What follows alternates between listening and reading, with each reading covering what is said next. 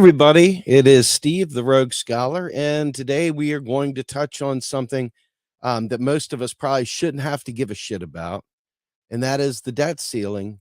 And I'm really annoyed. Let me just be really frank here. Really annoyed that this is even a conversation. I'm annoyed that we have to have it over and over again. I'm annoyed that it's used as a weapon. I'm annoyed that we continue to believe things. In fact, even the deputy secretary of the Treasury says nonsense about borrowing money, the U.S. government's ability to borrow money, and so forth. Um, there's an entire thing, man. There's an entire kind of like narrative around this. The debt ceiling construct went all the way back to World War One. In fact, Stephanie Kelton was just on NPR talking about this. Um, she got to sit around with people that weren't necessarily straight shooters. But the reality of it all is that the debt ceiling was set up during World War One. It was supposed to facilitate and help with making sure that bills were paid and paid on time in the midst of war, um, et cetera, et cetera, et cetera. But here's the thing, it's a statutory law. It's a law that came much later. We have a constitutional amendment, the 14th Amendment, that says that the United States debt shall not be questioned. The validity of it shall never be questioned. Okay. It doesn't take a rocket scientist to figure out that the United States Constitution has a higher standing than some random law passed later. So the question is, how will Joe Biden approach this? Because whether you think this is real, and they're all sitting there really, really trying to work it out, they're working it out. They're hanging out and they're wrestling with these ideas and they're trying to work it out. If you really believe that, okay, we'll talk that way too. Or if you believe this is political theater and they pop these things up every so often to keep us on pins and needles, and then they do whatever hostage taking they're going to do. In fact, I think what's his name, McConnell, recently said, "This is a hostage you want to take, man. It's worth taking. There's value to be gleaned from the hostage taking that is the debt ceiling." But if you also listen, I want to take you back momentarily to an interview I did with Ron Gray on this subject. And he talked about the statutory limits of various types of debts, the types of debt limit for each type of thing. And there was, bond issuance from the Treasury. There was coins, which is why you hear typically conversation about minting the coin, because the coins, there is no debt limit on that. There's no borrowing per se. We can just simply create a coin of any uh, denomination or any value that we want and simply deposit and be done with it, right? Now, obviously, people like Randall Wray have spoken in other papers that, hey, this mint the coin thing's a neat idea to get rid of this. However, I'd like to attack it straight up and just get rid of the thing. The problem is that why in the world would Republicans give up the opportunity to hijack spending? And also, why would Democrats give up the ability to hijack spending when they can go ahead when they're out of power and they can kind of play games with the Republicans in the reverse? Let's be fair. Typically, these games are conducted by the Republicans, and that could be just the cosplay of a government that they're doing, or that could be real.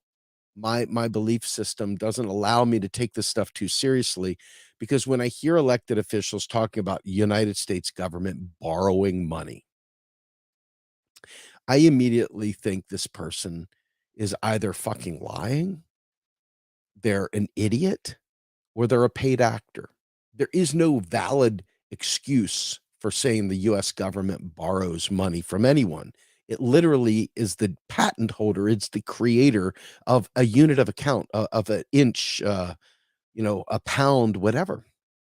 So why in the world would the United States government borrow money? And you can go through the debt limit history and the debt ceiling history, and it's fascinating. There's lots of neat stories that you can go back to World War One and read it on up to present. And you can see how these games have been played consistently. I mean, it's really ratcheted up here of late. And I don't know that there's any end in sight, because, when we talk about it, it's the most plain in your face subject of all time to me. But to other people that really believe the United States government borrows money from China, there are people that really believe this. I'd like to know how China is able to print US dollars to lend back to the US, but that's another story for another day. A lot of people think this stuff. You can't shake it. And then worse, there's smart people that go full metal stupid and believe that the United States government borrows from commercial private banks. It just goes out and takes out a loan. And that its credit rating is really important, or else it'll hurt its chances of getting loans in the future. The more you say it, the harder it is to believe that it's not like just complete murderous intent that they keep this lie going. But worse, your friends repeat this.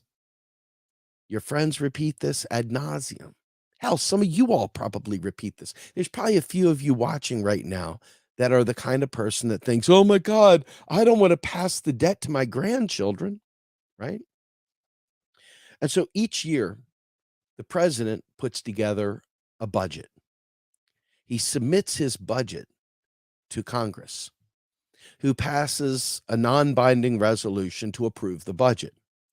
Now, a budget, because it's approved, doesn't mean that that money is approved. It's only approved when there's a bill that's been passed that those dollars are spent. Now, the problem is this. And if you go back to the video I did a few weeks back where I drew out the flows and how spending actually occurs, okay? The United States government has a TGA, or a Treasury's General Account. And in order to pay bills, there needs to be money in the Treasury's general account, or at least keystrokes, numbers, whatever, in their general account. And what happens is every single day, the United States government pays tons and tons and tons, billions of dollars in bills.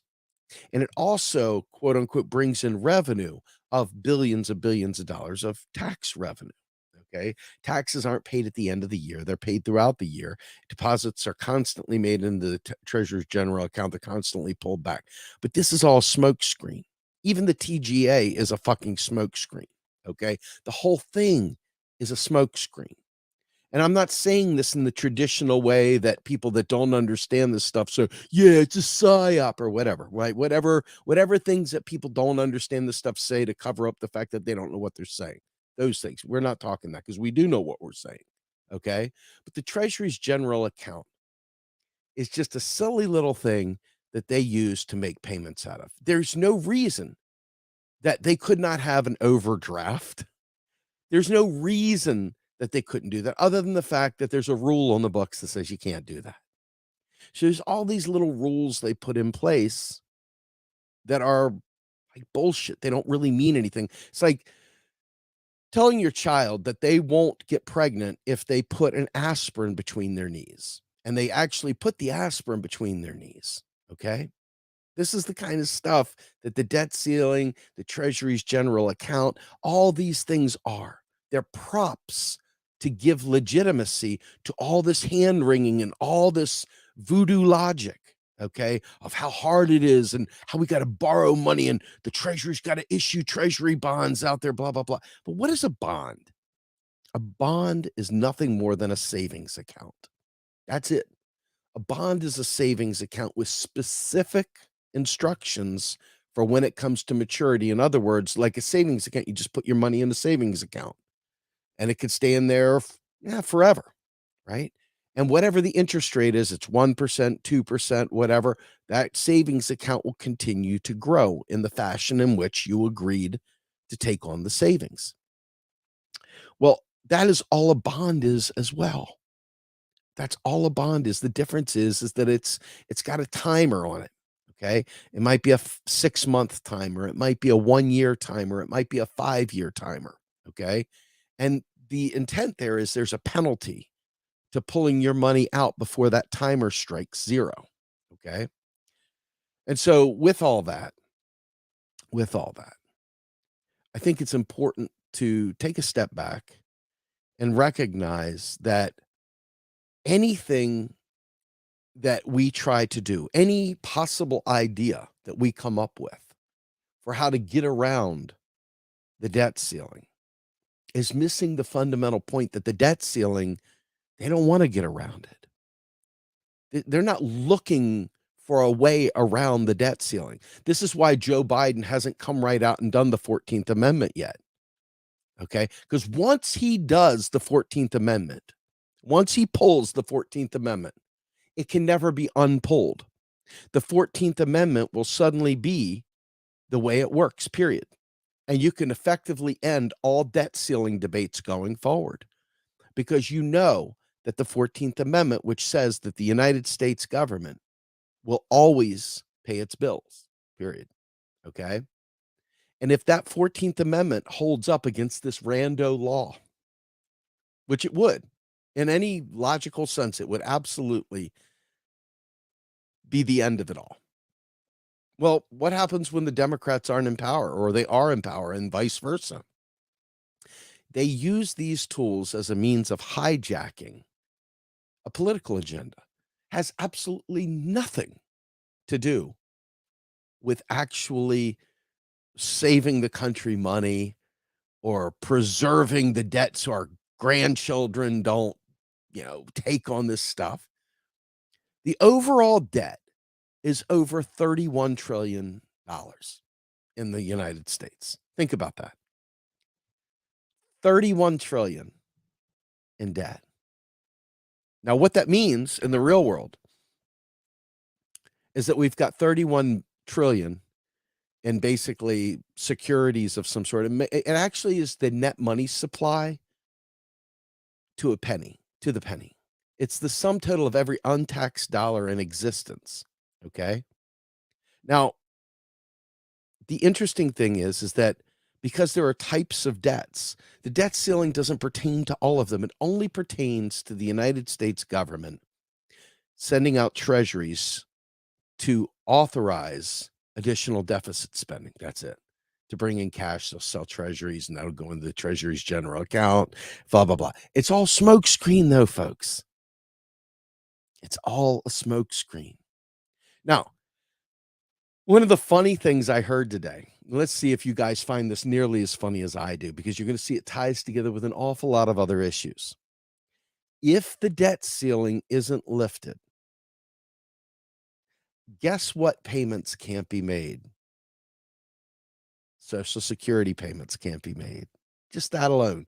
I don't want to take on all the other things. Just Social Security for a minute, right? If you paid into the Social Security Trust Fund, and the trust fund was really a thing, you wouldn't have to worry about the Treasury and the debt ceiling to make Treasury bill payments of Social Security. But you'd have to be thinking to get this part. Your brain would have to be operational. It would have to have sparks, synapses firing. There'd have to be light behind the eyes to see this. Okay? Most people, the candles turned off completely. Okay? Once again, each of these stories is a lie. It's all a lie, right? Yes, there is a law in the books about the debt ceiling, which was, like I said, brought about during World War I. But it's a farce. So when they talked about minting the $1 trillion coin as a workaround around the debt ceiling, let's assume they really, truly want a workaround this way, okay? They would take a coin, maybe it's this small, maybe it's this big, rolling it down the road and deposit it at the Fed, who would then in turn mark up the Treasury's general account. And they would never have to worry about any of these issues with overpayments or underpayments or not having enough cash to clear, because every year you have that resolution for what the budget is. Every year it's set. Every year they agree to a certain amount that they'll pay. Well, depositing the $1 trillion coin in there literally is absurd enough to block out any of this nonsense. Okay. So before I start taking questions, because I'm seeing some questions in the chat, let me just finish what I'm saying here. So you watched as Paul Ryan and Alan Greenspan years ago fought about the solvency of the what do you want to call this? The solvency of the Social Security system. And, you know, when you realize that even Alan Greenspan, who was Reagan's guy, who was Clinton's, I mean, this is a guy who's one of the worst people on the planet, neoliberal to the extreme, okay? Not above any kind of shitty shenanigans. But he had the ultimate actual act of honesty as he pushed back against Paul Ryan. I think I may actually have the video of this. Let me see if I have the video still on hand. I do have the video on hand. Let's go ahead and watch this together real quick. So having personal retirement accounts is another way of making a future retiree benefits more secure for their retirement. And also, do you believe that personal retirement accounts as a component to a system of solvency does help improve solvency? Because when you have a personal retirement account policy, it's accompanied with a benefit offset. With that feature in place, do you believe that personal retirement accounts can help us achieve solvency for the system and make those future retiree benefits more secure? Well, I wouldn't say that the pay-as-you-go benefits are insecure in the sense that there's nothing to prevent the federal government from creating as much money as it wants and paying it to somebody. The question is, how do you set up a system which assures that the real assets are created which those benefits are employed to purchase? So it's not a question of security. It's a question of the structure of a financial system which assures that the real resources are created for retirement as distinct from the cash. The cash itself is nice to have, but it's got to be in the context of the real resources being created at the time those benefits are paid, so that you can purchase real resources with the benefits, which of course are cash. Anyway, I never get tired of seeing Paul Ryan go, like just the hilariousness of it all. It's beyond comedy, right? So here's the deal. I'm going to go up here and answer a few questions that came up here. Carpe Diem says, Steve, how much would it matter if China cashed out 20%, 40%, 90%, 100% of its treasuries? Not at all. All right. Let's talk about this for just a second. And it's very frustrating because, as you know, there's a lot of folks out there who had a problem with a lot of people regarding ivermectin and Fauci and all that stuff.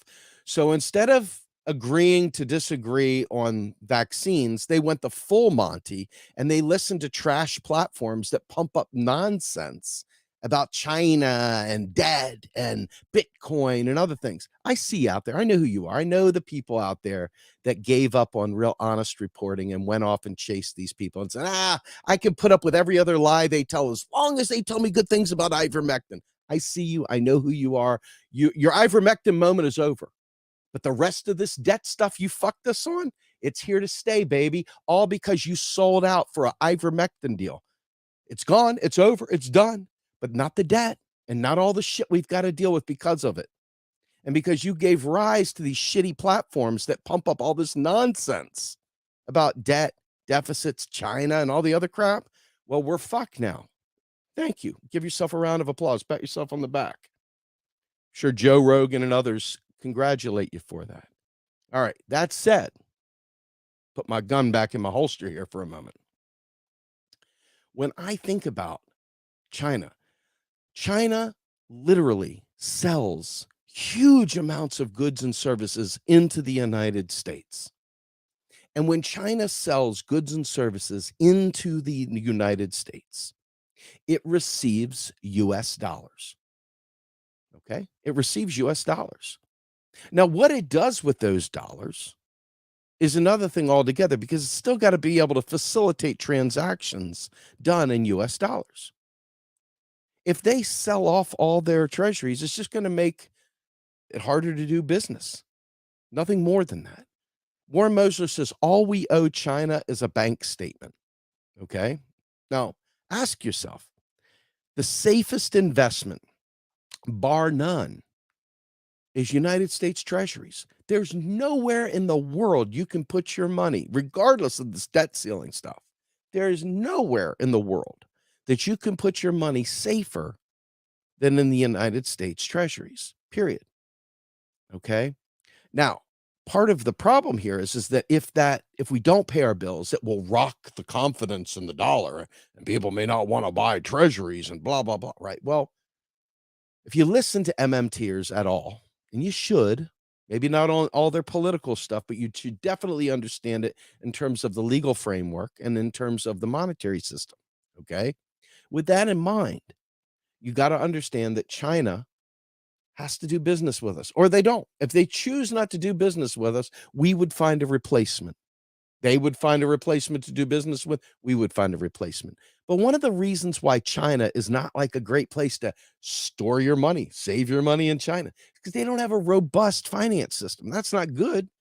Quite frankly, I'd love to get rid of all this finance altogether. Okay. I'm tired of Wall Street, but the people that have faith in the dollar, confidence, ain't you and I. You and I don't have a say so in what we do. You and I go to the store and we buy whatever we have to buy. We buy it with whatever we have in our pocket. But these other the countries that have big investors and stuff like that, the ones that you're worried about having confidence, your rich people that you're always complaining about. Oh, I wonder if this rich oligarch has a confidence in the dollar. I really care what that rich oligarch does. Right? Assuming for a minute that they wanted to get away from the US, there's no safer place to put your money than in the US. Now, Biden and others have done a hell of a job of shaking that confidence by cutting off Russia from the SWIFT system. That certainly didn't do any favors. Okay. Certainly did not do any favors. However, it's important to understand that it wouldn't do shit. Okay. Somebody's going to take those dollars. And if not, the US just write it down. It's not a big deal at all. That's their savings account. That's the Chinese savings account. If they don't want that, who cares? We'll sell those bonds to someone else. Okay? They'll sell those goods to someone else. It doesn't matter. And then let's just say hypothetically, no one else will buy the U.S. debt. In other words, they won't buy any more U.S. bonds because they've lost confidence. Whatever trash you hear out there, fucking flush it. Okay. The real deal is the U.S. buys its own debt up, just like Japan bought its own debt up. Why? Because it's not really debt, folks. You want to stop seeing debt? Stop selling bonds. You want to stop selling bonds? Well, you better be prepared for all the pension plans that rely on bonds to keep them steady, even in good times and bad times. It's like, when you get your own personal investment portfolio, you have a certain small amount. And I'm saying this for people that have 401ks and stuff that you work at Walmart, they provide you with a 401k at this point. Okay. I'm not saying that everybody has one. This is still elite world here, but most people, when they go into a job and they get hired and they're not a contractor, have access to some sort of savings plan. Within that savings plan, it tells you the breakup of all the different investments. Are you old? If you're old, you may want to take a much more safe way, which they would dump a lot of it into bonds. If you're young and you have risk, you might dump it into some riskier, more prospective type investments, whatever. So there's this whole pie chart of how your investments are broken out. We collectively don't need to finance our pensions with bonds. We could literally make it the point that the federal government takes all those pension plans on, period, fully funds them, could do anything, could literally do it dollar for dollar. It could even fund it more than it's doing now. Okay. But because we can't fucking get out of our own way and we can't use our brains, because brains are in short supply these days, apparently, we're content with this bond situation. And those bonds are important elements to pensioners and savings accounts and people that are saving for retirement, IRAs, whatever. Very, very important, especially for folks, older folks that are really coming close to the end of their working lives, their productive lives in terms of making money. And now they've got to find a way to survive the last 20, 30 years of their life. And so these are the ways they do it. But even that could be directly funded without this mirage of bonds, the need for bonds and all this crap. Okay. But the government sells bonds. They sell bonds to defend a positive interest rate. Okay. Well, that interest rate could be set to permanent zero. Okay. It could be set to permanent zero. And as Randy Ray says, we could stop selling bonds altogether. Now, you could have Federal Reserve notes that are turned into bonds. Fed could sell bonds to people. Others could sell bonds. And they can make a decision to pay a certain amount of interest for those bonds. Okay. Somebody just said something, and I'm going to say something. It really is highly offensive when I see someone say this. Okay. You cannot print money forever. First of all, just don't say these things. I'm giving you permission to back away. I'm not going to make this a long point because I'm assuming you just don't understand what you're saying. The government always digitally prints money every single time it spends.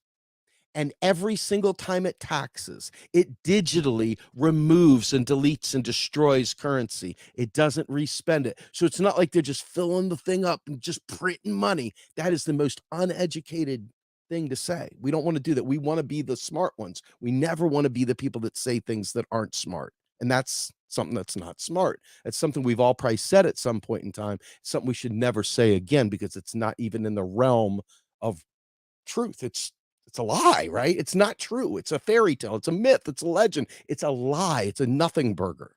Okay. We don't print money. There's enough money printed to satisfy ATM and teller transactions. And for people that want to hold some cash, that's it. The rest of it is digitally created via keystrokes. And when money is spent, keystrokes into an account. And when it's taxed out, keystrokes remove it out. That's it. That's it. Full stop. Anyone, no, you can't do it forever. All these things are lies that breed austerity. The rich never suffer, by the way. They never suffer these things that the people at the bottom fight over. Yeah, you can't print money forever. And the rich will laugh and they're like, hey, where are we going on vacation? You want to fly to Paris tonight? Sure, let's do it. The person trying to get food on their table is like, God, there's not enough money. And so, well, you can't print money forever. We don't do that around here. We try to only say worthful things, not things like that. So it's no offense to you, Victory Over. I just want to make sure we get this shit straight. Now, if you understand that the debt ceiling is not about the overall national debt, the debt ceiling is about the annual budget. And that's why there's an annual battle over the debt ceiling.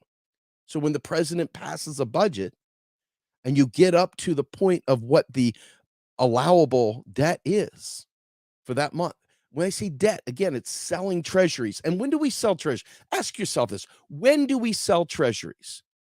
Do we sell treasuries before we spend to get money? Or do we sell treasuries after we spend? We sell treasuries after we spend. Why? Because it's not a funding operation. Okay? It's not a funding operation.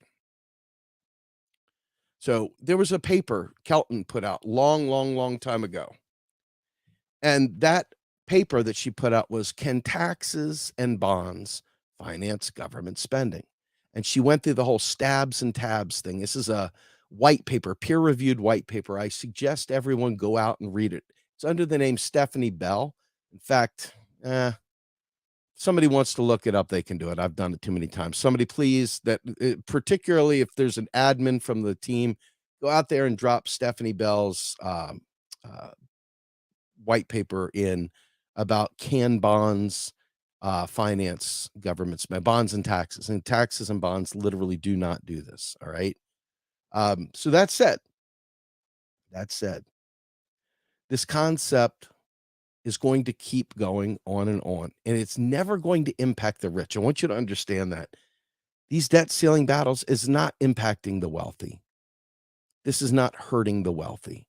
Yes, somebody may get a delayed payment um, once they actually,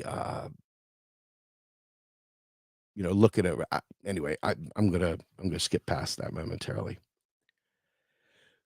So right now, the Republicans are holding hostage all the spending. They're trying to roll back things like the student debt support.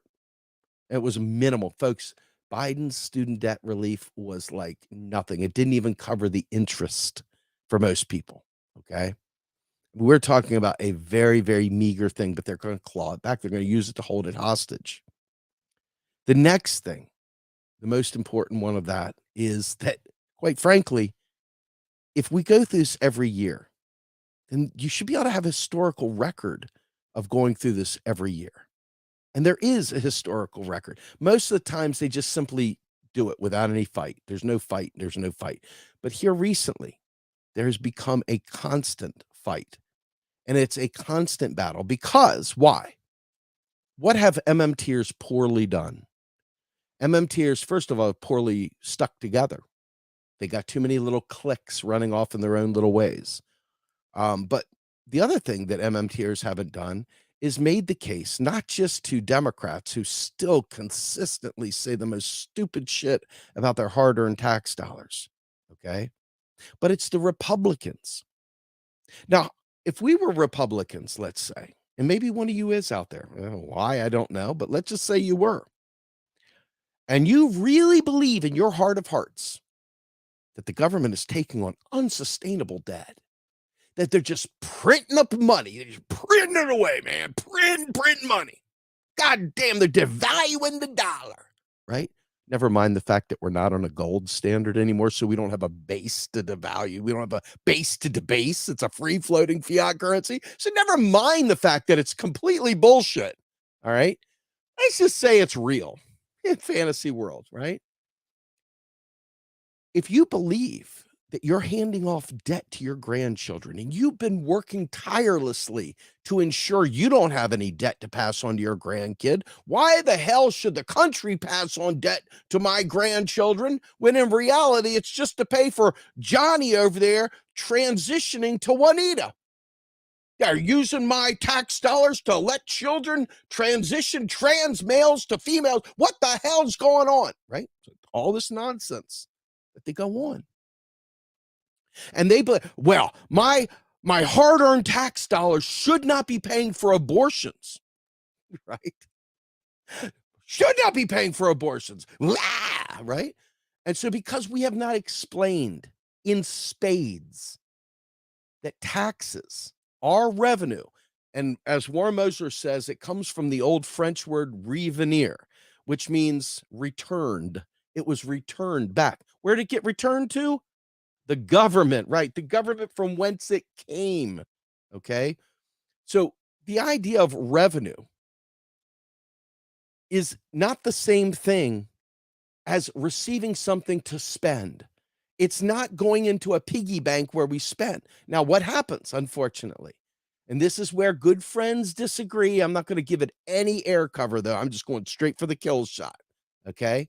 Within the government sector, the Treasury's general account is merely a speed thing. When you're riding down the road and you go through one of those places where they're doing like a census to see how many cars cross this lane highway right here, and they have that little rope going across, and every time you go, it goes dunk, dunk, tallies up another stroke, tallies up another stroke, tallies up another stroke. Okay.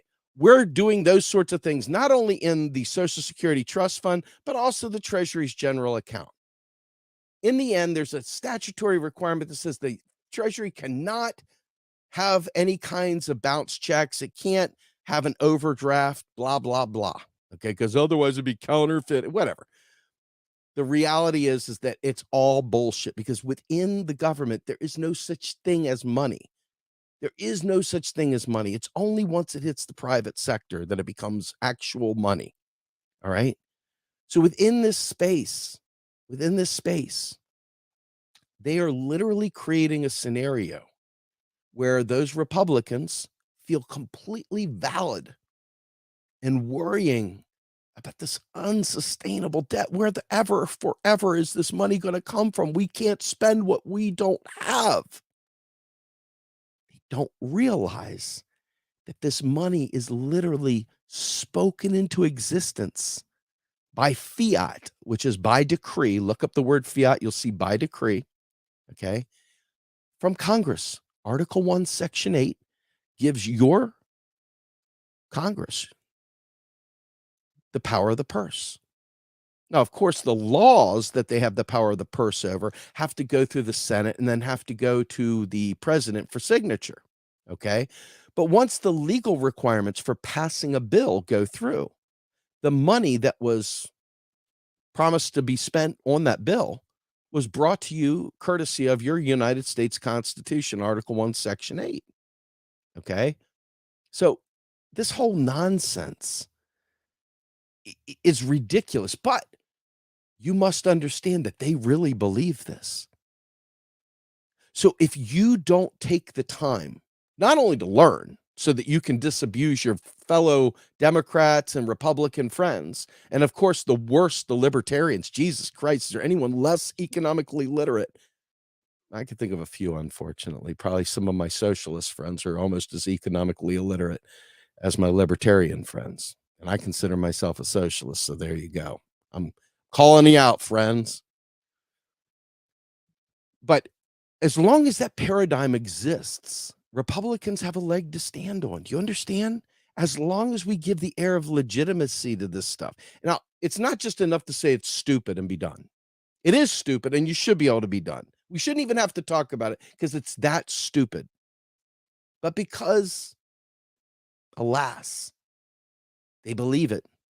And because, alas, when you go to read the documentation, they've done a good job. Winston sitting there at his little newspeak station, speaking unpersons into existence and out of existence and all sorts of other stuff. When they do this stuff, they ensure that the documentation says what they want it to say. But if I tell you, stand in the corner, rub your belly with your right hand, and pat your tinfoil hat with your left hand, and out will come dollars, and suddenly they keystroke dollars into existence. Do you believe that rubbing your belly and rubbing your tinfoil hat created dollars? If you do, why don't you try it sometime, see if it does. But they could say that, and the reality is that they could say, until that guy rubs his belly and rubs his head, with the tinfoil, of course, on, there's no money going to be put in there. And you'd be like, oh my God, if we don't rub our bellies and pat our heads and stuff, we're not going to have any money. And if you let that stand, that stupidity will stand. And because most people don't give a fuck, they don't look into stuff. When they do, they go to some shitty YouTube channel where they talk about other things that have nothing to do with understanding how federal finance works. In fact, they deep dive into Bitcoin and shit like that, okay? When you do that, you don't create an informed populace. That group of people thinks suddenly that printing money devalues the dollar. All this stupid shit. But we've already determined, and if you've been paying attention at all, the U.S. government says, I will take $1 in payment for $1 in tax.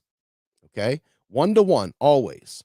It's not like you got to give me $5 to pay $1 in tax. No, it's always $1 for $1 in tax. All right? So with that in mind, keep assuming that Republicans have a leg to stand on, that it's real. Wouldn't you be concerned for your kids? Wouldn't you be concerned for your grandchildren? Wouldn't you be concerned for the health of society? That they not be debt slaves to China? That China's going to come to this country with their billion plus and enslave us all to work in sweatshops for them? Wouldn't you be scared? I think it's stupid, but sure, why not? Let's keep playing the Republican game for a minute. The teabagger, the right wing, the conservative mind. And by the way, Democrats say this stupid shit too, folks. So don't pat yourself on the back.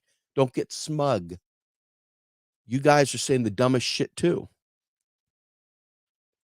So how do we move on past that? How do we get them over the hump? Well, you got to get them to the point where they stop believing it's their hard-earned tax dollar that's paying for things. We got to change the word taxpayer money to public money. We got to stop calling it the debt and start saying the net money supply.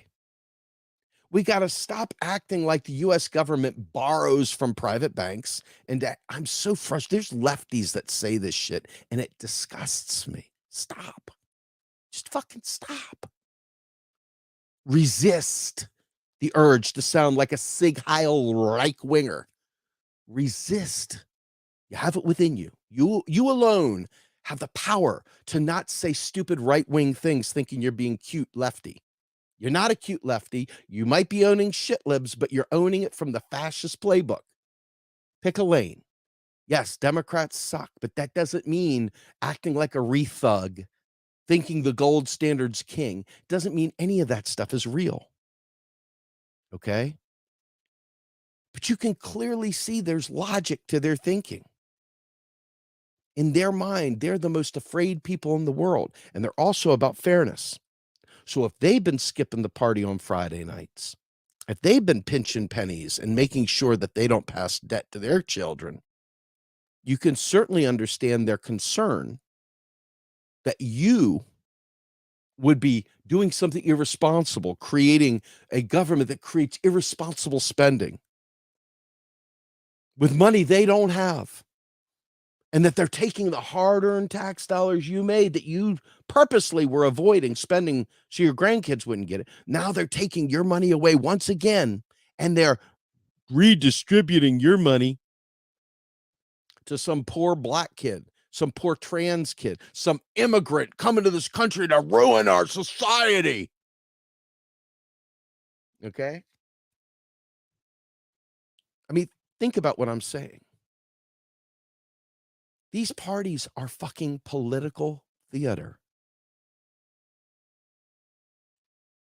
If you're going to watch news, you should have popcorn and a soda ready. You should dim the lights, and you should trust that no one's going to talk in the theater. And if they do, throw some popcorn at the person that's talking during the fucking, announcements. Fuck them, man. Don't they have any respect? We're in a movie theater.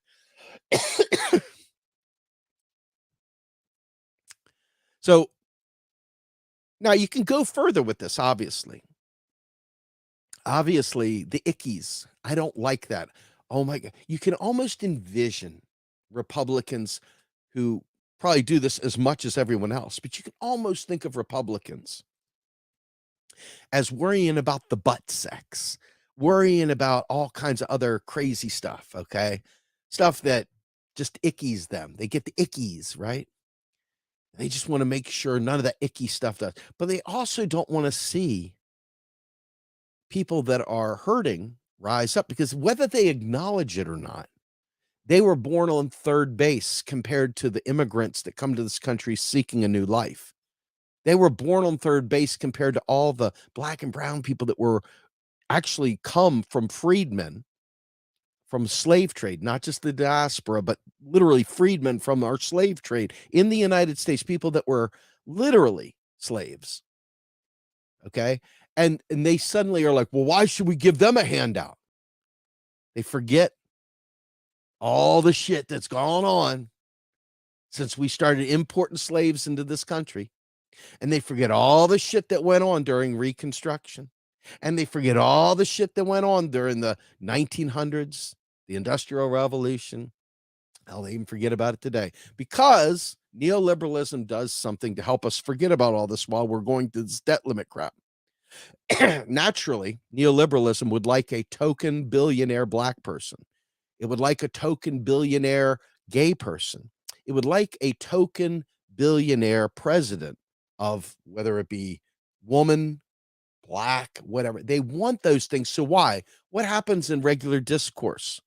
Well, you say there's racism. Well, there's no racism. How else could Barack Obama get in there? Right? But then you start looking and you realize the capital order knows no color boundaries. The capital order is all about capital. It's all about people of wealth and means being taken care of. And that us being kept desperate, okay, us being kept in bondage, basically, is there for them as kind of a tribute, if you will. We're there to serve them.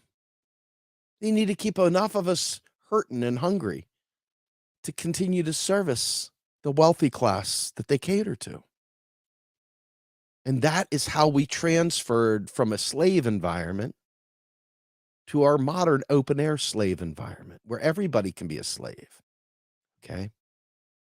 And they use debt instruments, private debt, driving interest rates up, all these things to keep us deaf, dumb, and stupid, pliable, willing. And so, what does the debt limit do to regular people? It does a lot, right? Payments for people that are on welfare, payments for people that are in retirement, Social Security payments, you name it. Small government contractors, large government contractors who pay huge salaries suddenly wouldn't be able to pay it. And you want to talk about a catastrophic event that would bring on a tremendous recession, possibly a depression, akin to what we saw during the pandemic, except with no intention of solving it. Okay? That's what you're looking at. That's what you're looking at. So this Monday, I came in, I heard Stephanie's talk on NPR like I started this out. And, I've talked to Ron Gray so many times about the mint the coin. And sure, it's gimmicky, but it solves a huge problem, right? You got to understand that it's not good enough to be right. What is important is that you understand the motivation for why things are the way they are. If you think that government believes that it borrows money from China, if you think that government doesn't know that when they pass a law, that money is just spent into existence, if you don't think they know that, you're wrong. So what's the motivation? Okay. You got to ask yourself these questions. What is the motivation? What is the motivation for jailing so many people? Who needs to stay large and in charge? Who is desperate to make sure that there's always a lower class to look down upon? Just have to ask yourself these questions. Because this construct of the debt ceiling is used to great weaponized purposes to keep us from believing that we can do better, that we can have better, that we can live a better life. It's used to make us believe that there just isn't enough to go around. And when there's not enough to go around, you see people do this. They put their hand around their plate and they give you the stink eye, right? When someone has an ounce of weed, they're quick to share a joint with people. They're quick to smoke it up. But when someone's down to their last joint, they're like, what do I do? Right? Same with beer, same with steak, same with shrimp, whatever it is. People tighten up. As long as there's oceans of fresh drinking water, nobody's worried about water wars. But the more we have to worry about desalinization and the more we see drought rise up, the more precious water becomes and different people act different ways. Scarcity is a way of ensuring that people hate each other, stay hateful, stay separated, stay ununified, stay out of the solution space and into the pointing fingers and blame game. This is how fascism rises. When you have scapegoats. When you have scapegoats, when you have all kinds of other people to blame for why things are the way they are. If these people over here just wouldn't do this thing, everything would be okay. Those damn immigrants coming into the country weren't stealing all of our jobs, the lazy fuckers. Schrodinger's immigrant, right? So lazy that they steal your job. Gotta love the fucking mind, the idiot mind of the fucking people that don't fucking think. But remember, there's an ounce of logic to this. If the federal government doesn't spend money on the people, when immigrants do come in this country, they are taking scarce resources. See how this works? And by ensuring the resource availability is scarce, it keeps those ne'er-do-goods, those immigrants, in your crosshairs. Now, all of a sudden, you can blame the immigrants.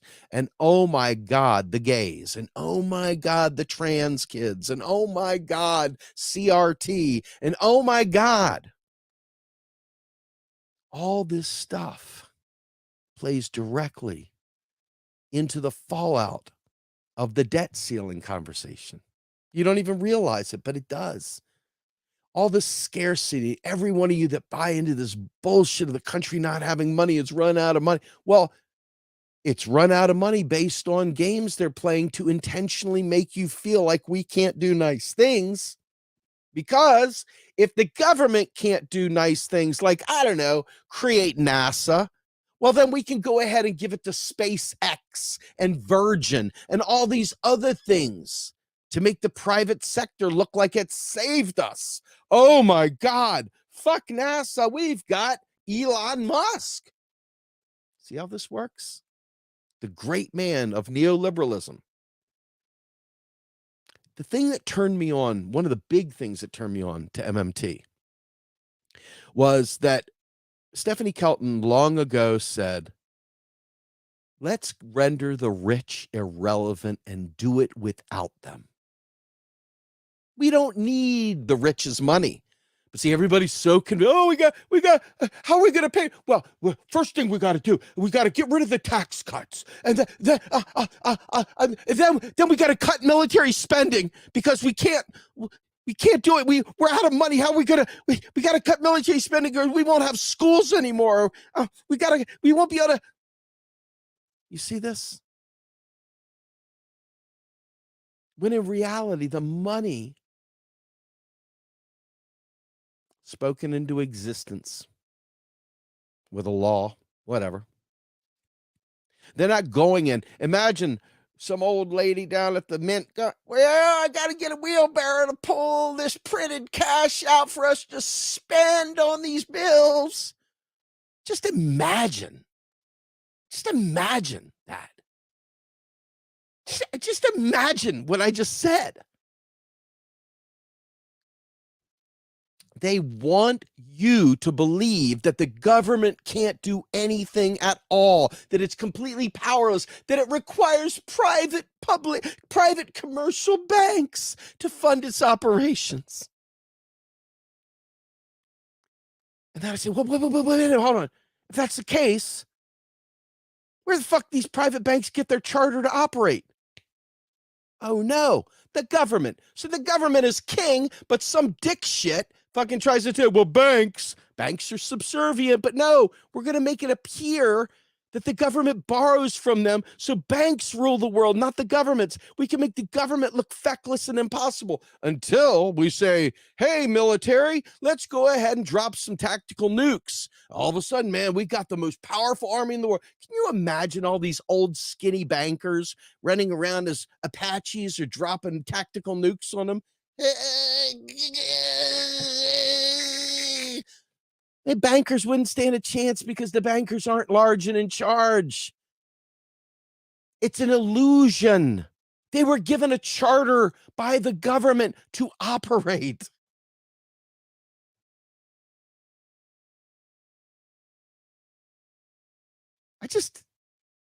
After a while, don't you feel like seriously, like just smacking people around a little bit? Just a little bit. Not too much. You're not trying to put them in the hospital. You just want to smack them a few, you know? Take some salt out and rake the eyes, drop the elbow off the top rope, put them in a figure 4 leg lock, do a suplex pile driver, something, you know? Every time I think about it, that's all I can think about is just a little, not too much. Is it too much to ask to give someone the backside of my hand once or twice? I don't think so. Why can't I give him the backside? Smack, right? A little humiliating. It's not going to beat them up too bad. Just a little bruising. They'll get over it. I say this in humor because it is annoying. But the reality is, if the government doesn't pay its bills, guess what other groups are going to be hurting too? Since states are not currency issuers, states are going to suffer as well. Now you're not just dealing with a federal problem. You're dealing with every state, and as it trickles down, you're dealing with every municipality as well. All these groups that are subsidized, by the government. And I want you to think about this. Halliburton is 100% funded by the federal government because they come in, they say, yeah, we'll do this thing. The federal government gives them billion-dollar military contracts. They're doing something for it, but big fucking deal. Every last cent's coming from the goddamn federal government. Do you think these Republican groups, these rich capitalist fucks, want the government to stop spending? No, but they just don't want it spent on you and I. Because if we have choices, we might choose something that doesn't involve serving them. It's just that simple. So, anyway, I had so many things to talk about in this space, but the reality is that this debt limit thing is a game. And it's a game that will keep going on. You guys can stash this, put it in your back pocket somewhere, and watch it next year when it plays again. I'll probably end up doing another stream next year for the new group of people, since people lose interest after a while and they go off and watch somebody sell an ivermectin or something. It's time to fucking think about this shit, because this is what the subject is. This is what's happening right here, right now. And you should get confident. You should find your sea legs and not be cowed and concerned and worried. You should be ready to answer all these questions. The fact of the matter is that there was a law passed in World War I to help facilitate payments.